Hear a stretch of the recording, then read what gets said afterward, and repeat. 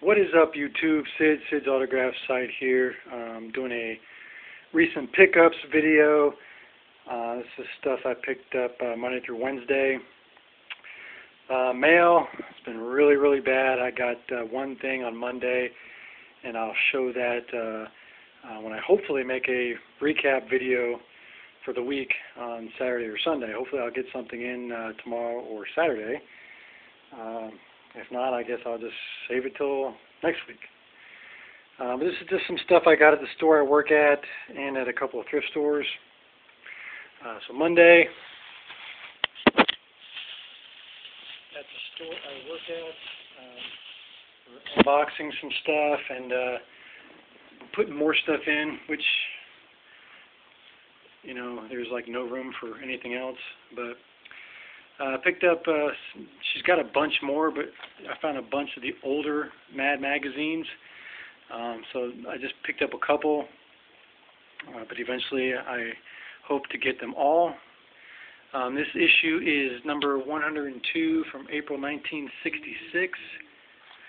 Let's see if I can open this here real quick. I'm not going to open both of them. But see if I can open this one here right quick. I used to have this issue. One of the reasons why I bought this one right away and not one of the other ones was due to the fact that I used to have this issue. I remember buying it at a yard sale down the street from where I lived. It had the front cover but not the back cover, the issue I used to have. This is like one of the oldest issues of Mad I ever owned. But, you know, I sold it back when I had my comic book store. So it's kind of neat to actually get one of the old issues that I used to own. Like I said, it's April 1976, issue 102. Really cool. Just an awesome magazine in general. Love Mad. Like Cracked more, as I said before, but really nice to pick up these vintage Mad magazines. Paid $10 paid $10 a piece on these. There's that one, and then this one here.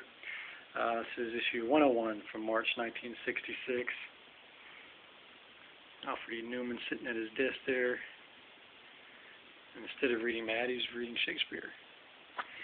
So very cool. I'm really happy to pick those up. Also on Monday, I went to Hastings and looked through their books. Actually, I had found this one the other day. Last week I found this one, and I really didn't want to spend the money to pick it up because money was tight. But I sold some things on eBay recently, which show an eBay video here shortly. Finally got to my 1,000 feedback mark, so really cool. We'll show you guys that later on. But I didn't really have the money to pick this up, so I left it there and went back Monday, and it still was there. I was pretty sure it would still be there. So anyway, this is my second Charlie Pride book. I have a soft cover that I picked up from a book sale a few weeks ago. This is a hardcover. Turn to the dedication page here and signed in black marker once again and dated once again. The other one I have is dated 94. So there's a bleed through there. So I have the paperback one. If anybody's interested in trading for that or purchasing that, just let me know. And I paid, $4 for that.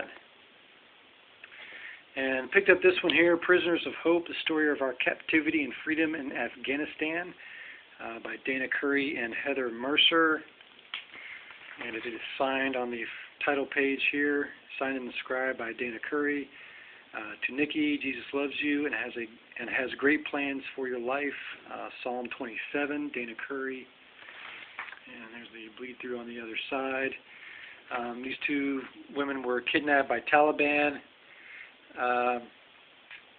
But because of September 11th, they ended up being released.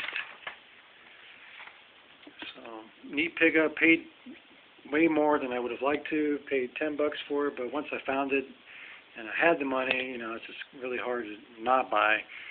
a signed book, so I bought that one. Cool piece of history, though. I like having it.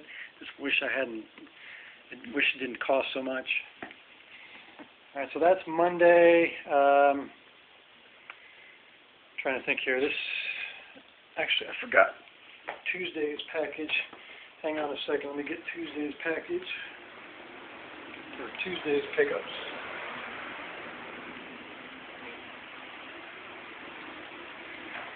I'll show you the other Charlie Pride book.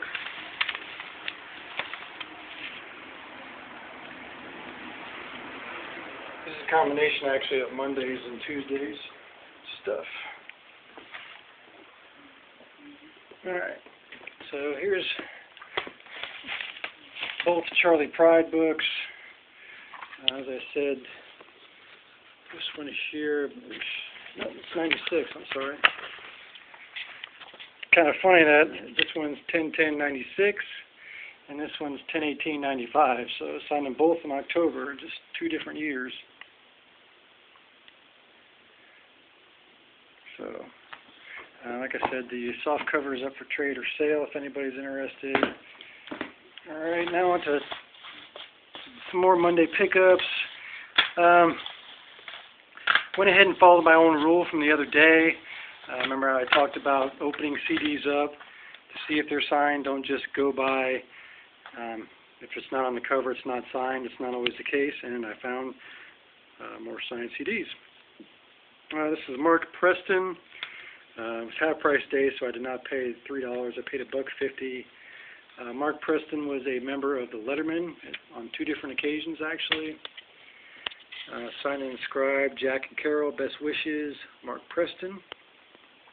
So, famous member of the Letterman group from back in the 50s and 60s. A semi-successful solo career. And Peter, I think it's Nooney. It might be Noon, but I think it's Nooney. Please don't quote me on that. I'm not sure. Very popular band of the 60s, I think in early 70s. They had a hit single, I'm Into Something Good. It's Peter Nooney there. But this is awesome. Really, really happy to pick this up. Signed right there. Love Peter Nooney.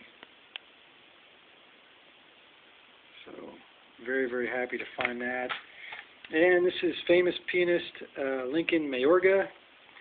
Actually signed it on the side in black ballpoint pen. So I'm sitting there looking at happened to glance at the cassette tapes, and I see this writing on it, and I look at it, it's his signature. It's kind of wild. And from the store I worked at, I found another autograph. This one was hidden. This is famous pop rock garage band of the 60s, 70s, Paul Revere and the Raiders. I researched the signatures because there was a couple I wasn't sure on, so I ended up figuring out everybody that signed. This is Doug Heath right here. This is Omar Martinez, the drummer, but he did not perform on this cruise. This was actually a cruise in 2007. They do a lot of cruise ship performances. But he did not perform for whatever reason. I guess he was sick or something. So it was actually Matt Faskis that was the drummer for this tour or this cruise. So that's his signature there. This is Danny Krause. It's Paul Revere himself. This is Ron Foos. And this is actually the lead singer at the time, Darren Medley, who is the son of Bill Medley of the Righteous Brothers. So that is awesome. Very, very cool. Really happy to pick this up. She wanted 17, and I was like, well, I'm not going to give you 17, so I talked her down to 15, so I paid 15 for it. So really happy to find that. Fan of their music. A lot of hit singles back in the day. Alright, so next, some stuff I picked up yesterday. Found a couple of the Munsters. Paid $1 a piece for these. It's Grandpa Munster and Lily Munster, still with the tags attached. So really cool to get these. Big fan of the Munsters from back in the day. Alright.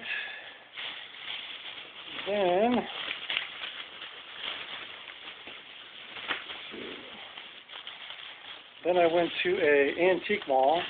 Really cool antique mall. Had a lot of cool stuff. Old comic books, which I'll be delving into later on when I get more money. But not really any autographs that I could find at the time. Maybe I'll come across some later when I go back. But I did pick up some old baseball cards. Got a 1968 Topps Tony Oliva, 1974 Orlando Cepeda. This is 1960 Topps Roger Craig, the famous Roger Craig, and Hall of Famer Hoyt Willem from 1966 Topps. So, some nice vintage card pickups there. They're not in the greatest shape, like the Hoyt Willem there has a dinged up corner. They're not in the greatest shape, but I mean, this is what I paid for them, $1 a piece. So, I mean, I think they're worth that. They're nice to have in my collection. Just love the look of the vintage cards. Picked those up. Then I went to another thrift store. Picked up these comic books. These were $1 a piece. Archie's Pal Jughead, number 154. These are all fairly recent books. 2003. Archie's Pal Jughead, 148. Veronica, 144. Archie's Pal Jughead, 156. Betty, 130. And a couple of nice Marvel magazines here. And also this is a Target exclusive. Target presents Reading to the Rescue. It's Cat and Power right there. Activities and stuff for the kids. This was a free giveaway at Target. So that's always a neat pickup, getting the freebie and the giveaway comics. I like collecting those. And like I said, a couple of nice magazine-sized comics here. Spider-Man, Hulk, and Iron Man. And this one's Iron Man only. A couple different stories in there. So really cool, $1 a piece. You can't beat that. Then I found a couple of jerseys, which was really cool. I paid $1.50 each for these jerseys. This is a hockey jersey. Don't follow hockey, so off the top of my head, I don't know who the team is. So if anybody can leave a comment down below, let me know who the team is. But this is official licensed jersey of the NHL. Looks like made in Canada. Yep, says it. It's made in Canada. It's extra large, long sleeve hockey jersey. No name on the back. So if anybody can help me out there and let me know who this team is, I appreciate it. And then for the Carolina Panthers, I was really hoping this was going to be signed, but Jake Delhomme, number 17, with the Browns now. So official NFL jersey, Reebok. So happy to pick that up, extra large. So very cool. And then once more at the store I worked at, I found a couple more autographs. This is famous country singer Mo Bandy. CD signed on the inside. Thanks, Mo Bandy.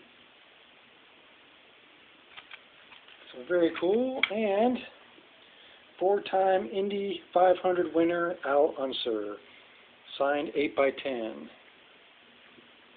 Nice signature in blue Sharpie. So very cool. I guess as long as I continue to work there, I'll probably keep uncovering autographs. So it's kind of neat. So happy to pick up all that stuff. Thanks you guys for watching. Hopefully I'll get some mail, make a mail day video.